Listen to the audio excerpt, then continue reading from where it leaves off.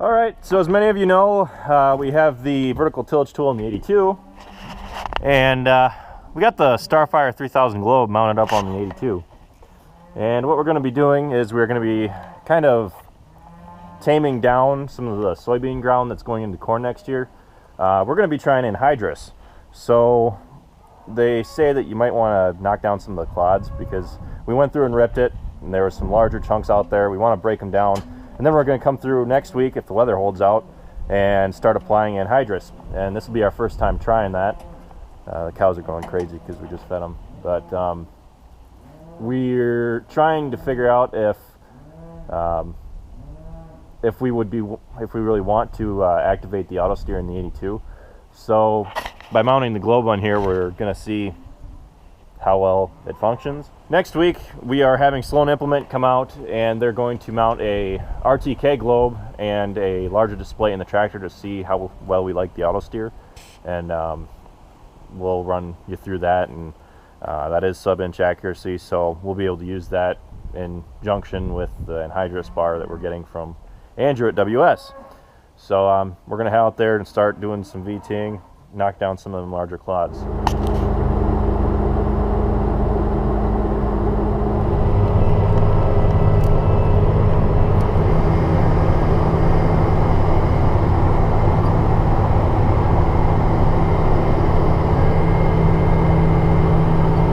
As it's currently set up,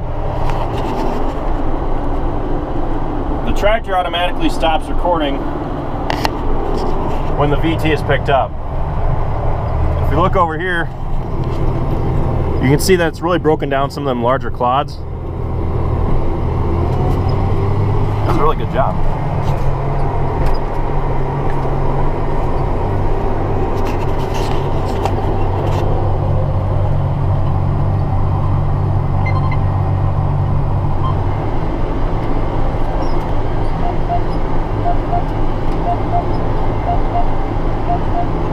So right now, the tractor's telling us about where we should be driving.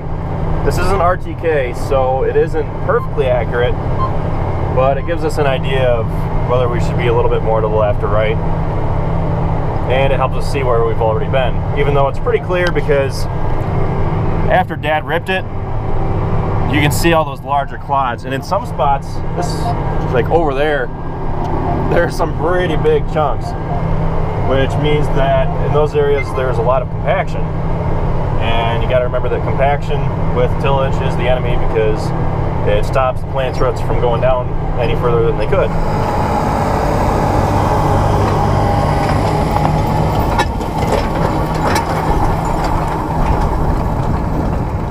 Now you can really see the difference that the VT has done going over these clods, and the spacing on the discs is what helps chop them up, as well as the rolling baskets on the back. I think those rolling baskets really do a good job at breaking down some of the larger clods. And you can tell just by doing your comparison, I'm actually pretty surprised on how hard some of these clods are. These are all at the surface, but in some of the spots, you can tell that there's some larger chunks that were pulled up from underneath, and they are hard. These farms have never been ripped before, at least to my knowledge, and we always used to haul manure out here, and even in the rain, those are always the days when you hauled manure, so that really didn't help with the compaction. So like I said, we ran this over with the ripper, and we're running it over with VT now to break up some of the clods before we come through and put down Anhydrous. We're putting the nitrogen down with a nitrogen stabilizer. I believe it's going to be N-Serve. I don't know. I'll know for sure when we're putting it down. We can talk to Andrew about it a little more. But it should be interesting to see because I've never been around when Anhydrous has been put down. So yeah, we're hopefully going to get this farm done within an hour. It shouldn't take real long with the VT as wide as it is.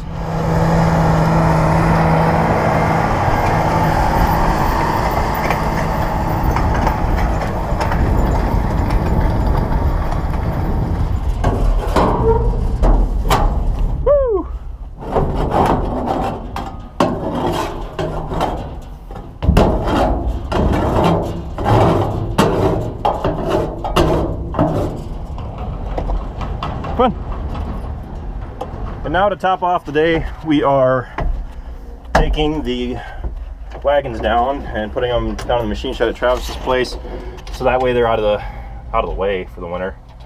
And we might have to run back down there and get them if we're going to be selling corn to the local elevator this winter.